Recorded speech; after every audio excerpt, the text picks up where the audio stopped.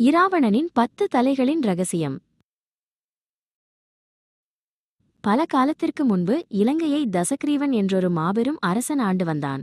அவன் சிவபெருமானின் மீது மிகுந்த பக்தி கொண்டவன். தசக்ரீவனுக்கு இந்த உலகிலேயே மிகவும் சக்தி வாய்ந்தவனாக ஆக வேண்டும் என்ற ஆசை இருந்தது. அதனால் அவன் சிவபெருமானை நோக்கி மிக கடுமையான தவம் செய்யத் தொடங்கினான்.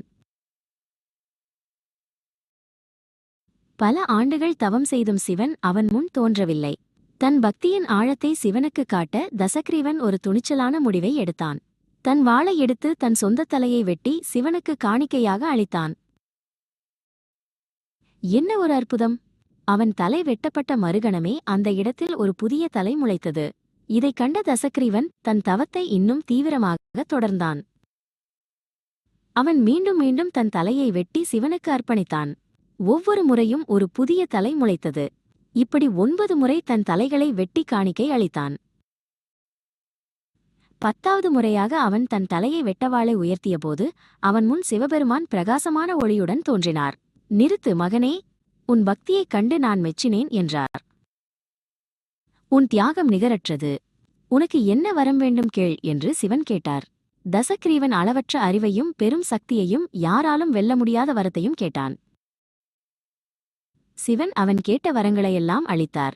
மேலும் அவனது தியாகத்தை போற்றும் விதமாக அவன் வெட்டிய 9 தலைகளையும் அவனிடமிருந்த ஒரு தலையையும் சேர்த்து அவனுக்கு 10 தலைகளை வரமாக கொடுத்தார்.